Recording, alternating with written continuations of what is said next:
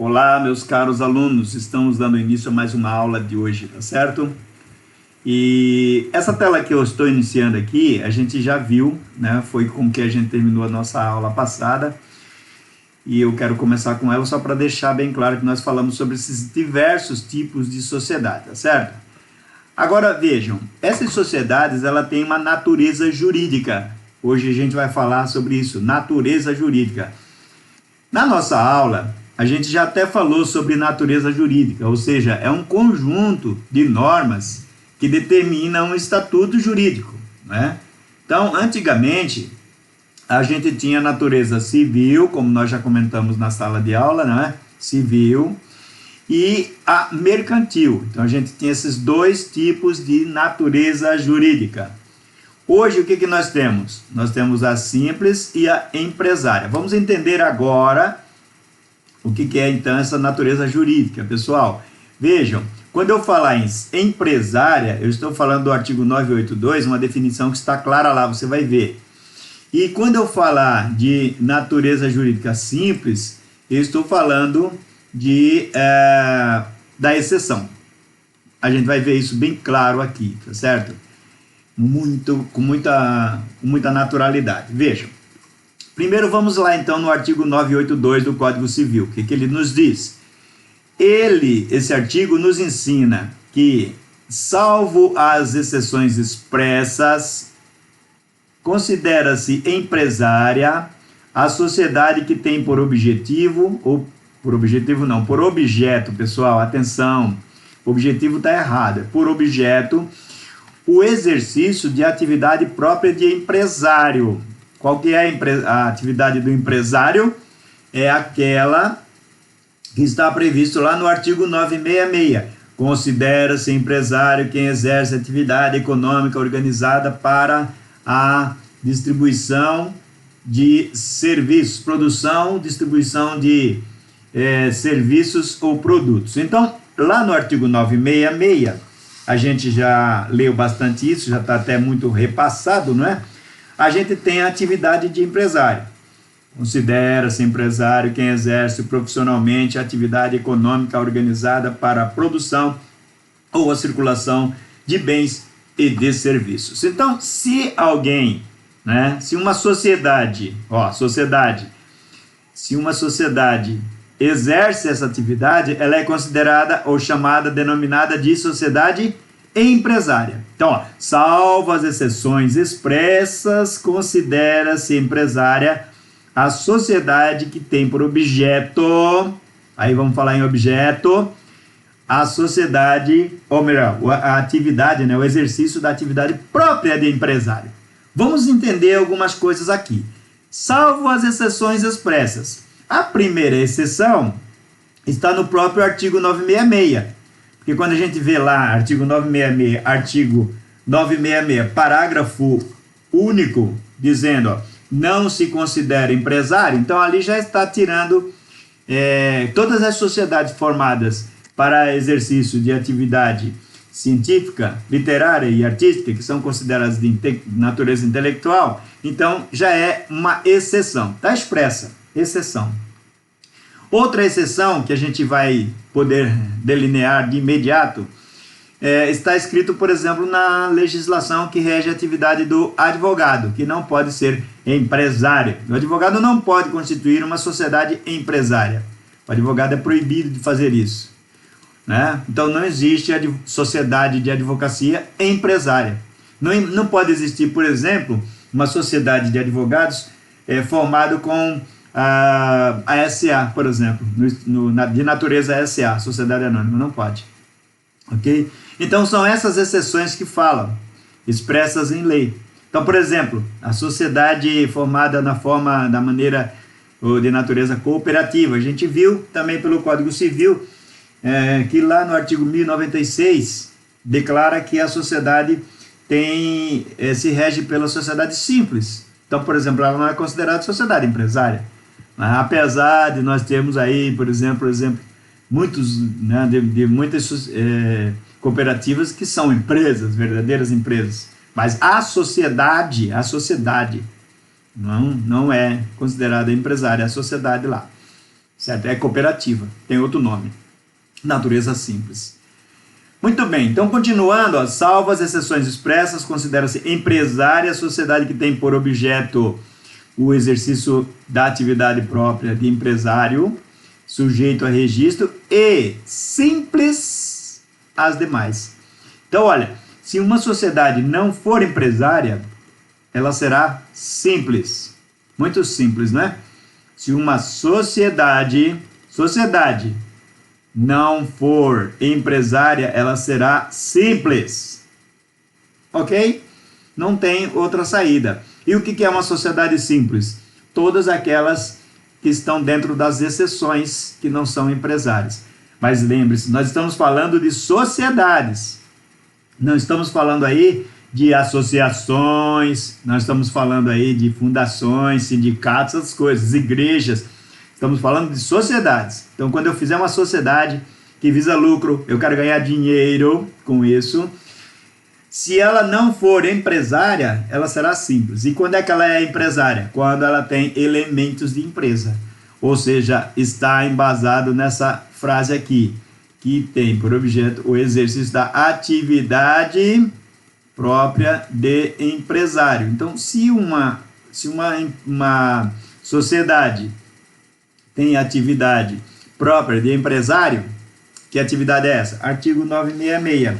A atividade organizada para produção, distribuição de bens e serviços. Ela é, então, sociedade empresária, ok? Muito bem, tomando uma aguinha aqui para a gente continuar falando. Olha só, essa natureza jurídica nos leva a entender, então, que toda sociedade empresária pode ser constituída por nome coletivo a gente já viu, comandita simples, comandita por ações, tá certo? Limitada e sociedade anônima. E as sociedades simples? Seria então a sociedade em comum, conta de participação, e as propriamente simples, que são aquelas das atividades intelectuais. O que vale dizer é que para tudo isso tem regras. O contrato deve ser escrito. A gente já viu no artigo 997 na aula passada. E nós vamos estudar daqui a pouco uma questão, daqui a pouco eu quero dizer, pode não ser nessa aula de hoje, mas pode ser na sequência, uma natureza ou um assunto chamado regência supletiva para outras sociedades. Essa regência supletiva, ela é das sociedades limitadas. Nós vamos estudar isso com um pouco mais de propriedade aí pela própria apostila. Vai ser matéria muito boa para a gente estudar. Tem uma regra no artigo 998 que o registro da atividade deve ser feito em 30 dias a partir do momento que se cria essa sociedade. Artigo 998, né? É aquele depois de delinear o conteúdo dos contratos, né? O do contrato. Então, aí está escrito, nos 30 dias subsequentes à sua constituição, a sociedade deverá requerer a inscrição do contrato social no registro civil das pessoas jurídicas do local da sua sede. Aqui está falando de registro civil das pessoas jurídicas, porque nós estamos lendo os artigos que falam da sociedade simples, ou seja, aquela regra geral que eu falei na última aula, tá certo? Agora, se for uma sociedade empresária, não será, então, nesse registro civil, né, no cartório de registro civil, ou no serviço de registro civil. Será sim na junta comercial, que a gente vai falar daqui a pouquinho. Lá no artigo 1006, ainda que rege a sociedade simples, fala que o sócio cuja contribuição consiste em serviço não pode, olha, salvo convenção em contrário, quer dizer que também existe a exceção, empregar-se em atividade estranha à sociedade sob pena de ser privado dos seus lucros e dela excluído. Olha só, quando uma sociedade for criada, alguém pode não ter capital para isso. Eu não tenho capital para contribuir com o capital social. Então, a minha parte eu vou dar em serviço. Ele vai constituindo, durante a sua vida empresarial, um trabalho aí. Não empresarial, a sua vida societária. Pois bem, se ele está fazendo isso para contribuir para o capital da sociedade, ele não pode exercer essa atividade para outra pessoa que não seja a sociedade. É isso que está falando o artigo 998. Se ele fizer isso, ele pode ficar excluído dos lucros da sociedade ou então até ser expulso da sociedade, tá certo? É isso, porque ele se comprometeu em contribuir com os serviços. Então, se ele se comprometeu a contribuir com os serviços têm que ser da sociedade dele e não dos outros. Lá no artigo 1010, a gente tem, então, a situação da administração. Olha, quando por lei ou por contrato social competir aos sócios decidir sobre os negócios da sociedade, as deliberações, ou seja, as decisões, serão tomadas por maioria de votos, contados segundo o valor das cotas de cada um. Então vejam, diferentemente lá da sociedade cooperativa, aqui a contribuição do sócio no capital da empresa tem peso, tá? Quando ele vai definir os rumos da empresa. O voto dele será naturalmente contado de acordo com a participação dele no capital da empresa, ou da sociedade, melhor dizendo. Não da empresa, porque aí a gente está falando de regras gerais aqui ainda. E no artigo 1020, vamos encontrar a situação dos administradores. Então, olha só, as demonstrações financeiras. Os administradores são obrigados a prestar aos sócios contas justificadas de sua administração e apresentar-lhes o inventário anualmente, bem como o balanço patrimonial e o de resultado econômico. Então vejam que os administradores têm a incumbência de fazer isso. Mas você que está estudando contabilidade, sabe que é uma prerrogativa do contador fazer as demonstrações financeiras, não é?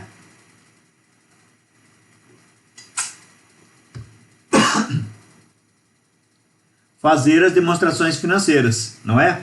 Então vejam, o contador é que é responsável pela elaboração tem que ser ele que possa fazer a competência do contador fazer o balanço patrimonial e o balanço de resultados. Porém, é responsabilidade dos administradores determinar que o contador faça isso, porque senão os sócios não receberão uma informação de como anda as atividades da empresa. O artigo 1015 trata de uma coisa bacana aqui para a gente estudar. Olha só, no silêncio do contrato, os administradores podem aplicar todos os atos, podem praticar todos os atos pertinentes à gestão da sociedade. Então, olha só que legal. No silêncio do contrato, do contrato, os administradores podem praticar todos os atos pertinentes à gestão da sociedade. É lógico, se o contrato não fala nada, a pessoa foi nomeada para ser administrador, então ela tem que administrar. Agora, o que é isso então que esse Código do Civil quer dizer no artigo 1015? É que, de repente, o contrato pode dizer assim: os administradores não poderão adquirir patrimônio acima de R$1 milhão sem consultar os sócios, percebe? Porque os administradores são uma coisa, sócio é outra.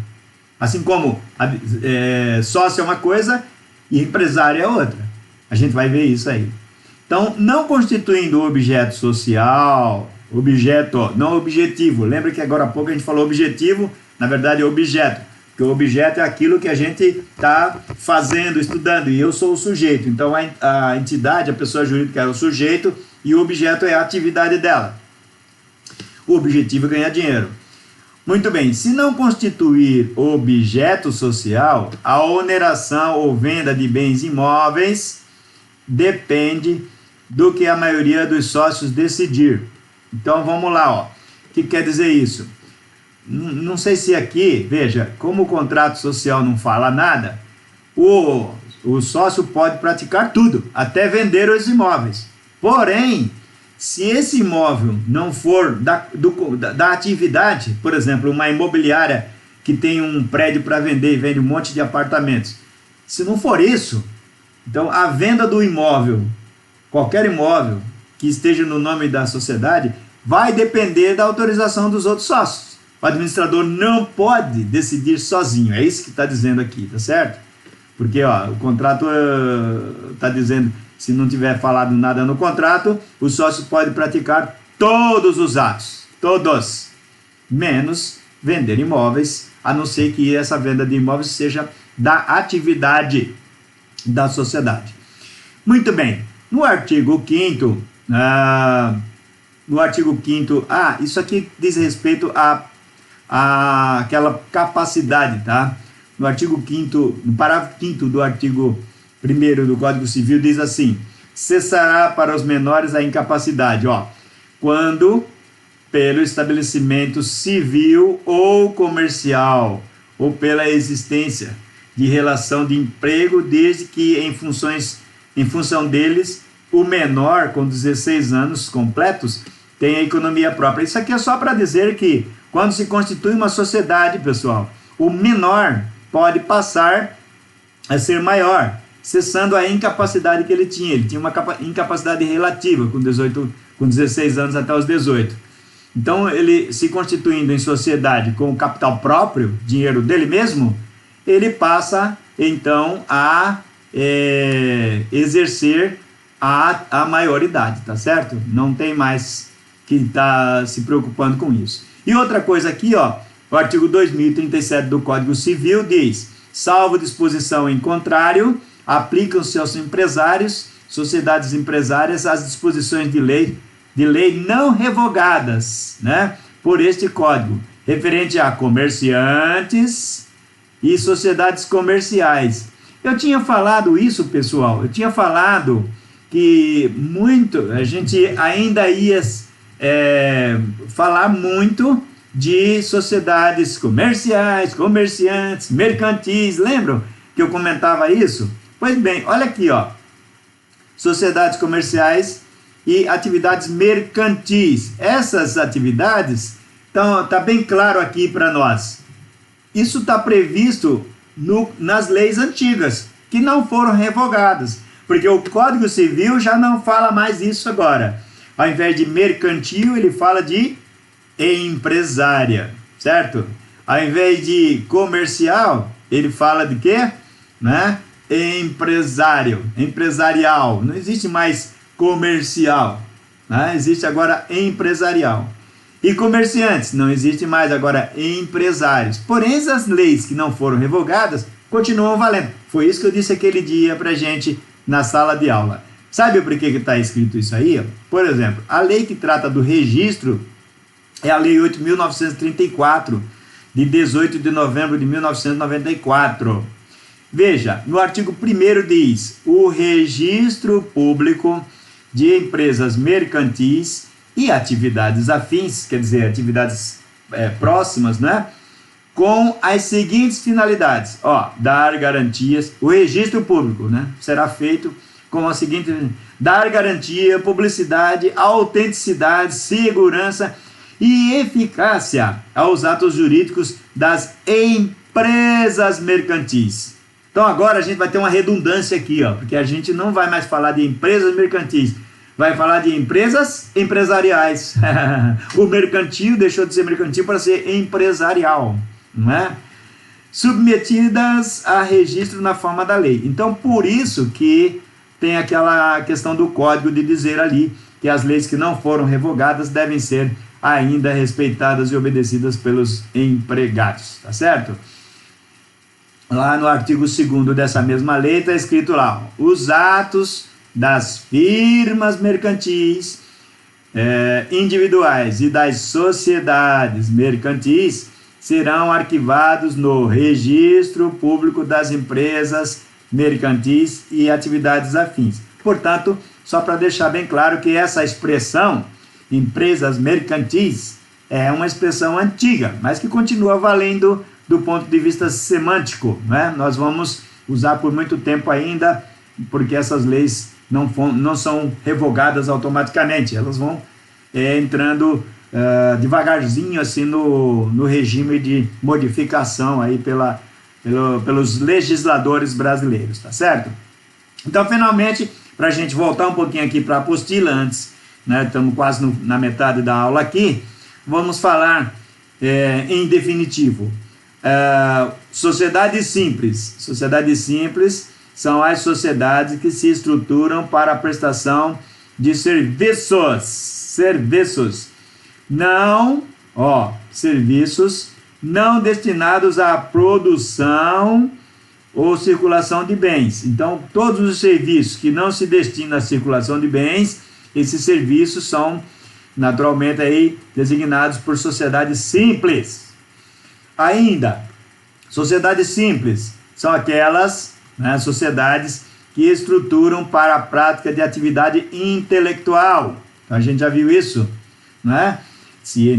A natureza científica, literária ou artística, tá certo?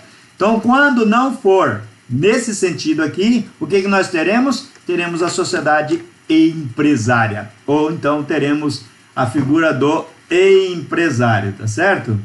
Ok? Então, nesse momento, a gente volta ali um pouquinho para nossa apostila, porque a gente vai falar dessa questão da distinção entre sócio e empresário, tá certo? Agora que a gente já sabe o que é sociedade simples e o que é sociedade empresária. Então vejam bem, por exemplo, aqui nós temos uma frase importante para a gente verificar. É importante também distinguir a figura do empresário, da figura do sócio. Então o que é o sócio e o que é o empresário? Porque quando a gente deu aquele exemplo, JPM, por exemplo, nós criamos lá João, Pedro e Miguel, que fizeram uma sociedade, e essa sociedade ganhou um nome, passou a ser chamada de JPM, né? Essa JPM é quem vai exercer a atividade. Que atividade? A atividade de empresário. Então, portanto, ela será considerada o empresário. Enquanto João, Pedro e Miguel individualmente serão considerados sócios. Vamos ver bem isso aqui? Olha aqui, ó. A doutrina em geral estabelece que o empresário é o empresário individual, ou então a sociedade empresária. Então, a sociedade é quem é o empresário. Não é o João, não é o Miguel, não é o Pedro, mas a sociedade que eles criaram. E essa sociedade passa a ser representada por uma quarta pessoa, né? Na verdade aí, que essa é chamada de pessoa jurídica. Então vejamos, empresário representa em nome próprio o seu negócio profissional, é a sociedade, a pessoa jurídica, sujeito de direitos, porque ela exerce o direito, assina cheques, faz compra, vende, paga, recebe, tudo em nome dela, no CNPJ dela, independentemente da vontade dos sócios, porque se um sócio morrer, ela continua existindo. Então, a sociedade empresária, né? Quando os sócios assinaram o contrato, ao assinarem o contrato social, os sócios criam, né? Criam o empresário. Portanto, o empresário é uma coisa criada por quem? Pelos sócios. Então, veja, o sócio é um integrante do quadro social. Esse camarada é o sócio. Quadro social de uma sociedade. Quando a gente fala da JPM, por exemplo, no nosso exemplo criado, o João, o Pedro e o Miguel são os sócios, enquanto que a sociedade criada lá com o nome de JPM é que passa a ser o empresário. Na questão, essa definição é importante porque existe a questão da responsabilidade civil. O regime de responsabilidade civil do Código, aliás, do Direito Civil Brasileiro, né, é patrimonial, ou seja, o patrimônio que responde pelas obrigações contraídas. Então, se o patrimônio aí que a gente está falando é do empresário, é o patrimônio do empresário. Se o patrimônio é dos sócios, é o patrimônio dos sócios. Então, vamos distinguir qual que é o patrimônio, né? O patrimônio que está, vamos dizer assim, garantindo o exercício da atividade empresarial. Vamos ver aqui a pouco, né? A gente vai falar aqui, exercício da atividade empresarial. Quem é que garante isso? Então, se o empresário exerce a atividade em nome próprio e corre o risco, é o patrimônio dele, empresário, que deve garantir as obrigações sociais, e não o patrimônio do sócio, que não tem nada a ver com isso. Mas isso tem um regime, a gente vai ver isso. É mais próprio quando a gente falar em sociedade limitada. O sócio, como já vimos anteriormente, em regra não responde pessoalmente pela sociedade, pelas obrigações da sociedade. Não responde, a não ser que seja uma sociedade em nome coletivo, porque a gente viu lá que aí, nesse caso, os sócios respondem solidária e ilimitadamente, né? Solidária e ilimitadamente para com as obrigações sociais, tá certo? Então, para a gente ir já caminhando para o encerramento dessa nossa aula aqui, temos 2 tópicos a falar. O primeiro deles é o exercício da atividade empresarial. O empresário, quem é o empresário? Aquela empresa lá que a gente viu, aquela sociedade, a denominação lá, JPM, comércio de calçado, indústria de calçado, qualquer coisa desse tipo, limitada. Então, esse daí é o empresário. Ele, no exercício habitual das atividades, né, ou da atividade empresarial, poderá atuar na forma individual ou societária. Quando a gente fala individual aqui, seria então uma pessoa física, individualmente se constituindo como empresário. Aí tudo bem. Mas se não, ele é a sociedade. Quando se constituir em sociedade, nós vamos falar aí então da sociedade. A sociedade é que passa a ser o empresário. Porque como diz lá o Código Civil no artigo 966, que a gente já está até cansado de tanto repetir, né? Exerce atividade organizada para produção e comercialização de bens e serviços, ok? E no tocante à capacidade, a gente viu lá que o Código Civil, né, ao discutir ou estudar a capacidade do empresário, verifica-se mais um contrassenso da interpretação doutrinária do Código ou da forma de legislar. O artigo 972 determina, né, que pode exercer atividade de empresário os que estiverem em pleno gozo da capacidade civil. A gente leu agora há pouco no slide que quando uma pessoa é menor de 18 anos, mas maior de 16, ela tem uma capacidade relativa.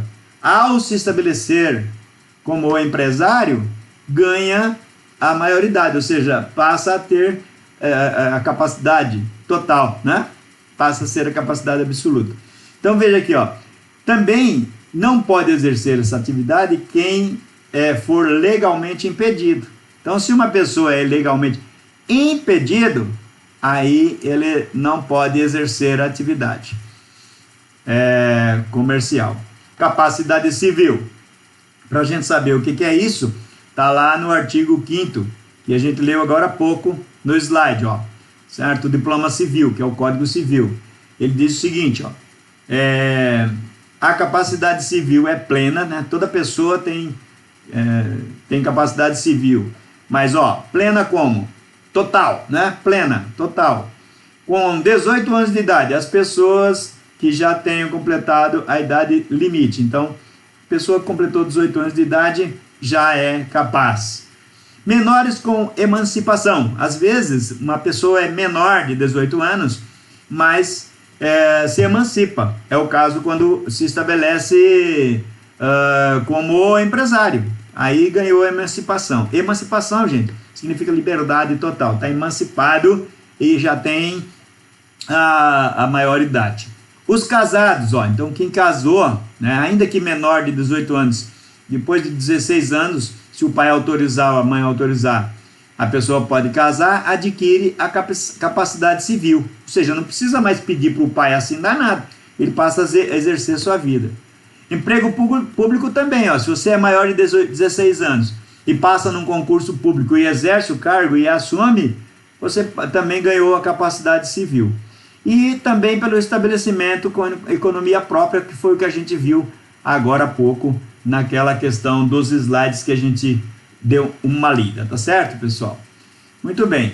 E essas proibições, deixa eu ver se a gente continua aqui, vai ficar para a próxima aula, tá certo? Que a gente vai falar um monte de coisa aqui, tem uns detalhes muito importantes para a gente falar. Então, com isso, chegando aqui a essa parte da capacidade, a gente encerra essa nossa aula de hoje e já dá para a gente fazer a nossa tarefinha aí e garantir a presença na aula, pessoal. Não esqueçam de postar a sua tarefa, tá certo? Dentro do prazo que está estipulado no sistema Moodle, na plataforma Moodle, para garantir a sua presença. E depois, pessoal, desejo a vocês aí descanso, né, preparação psicológica, faça exercício físico dentro da sua casa mesmo, no quintal, dê uma corrida aí em volta da piscina, se tiver, né, ou em volta do fogão, se for, né, aí uma casa que dê para você correr atrás ou lá na edícula, enfim, pessoal, tem que se mexer também, né? Se não der, faz o seguinte, exercícios com a mão aí, com o pé, né? No banheiro, empurra a parede, cuidado, não vai com muita força para não derrubar a parede, tá certo?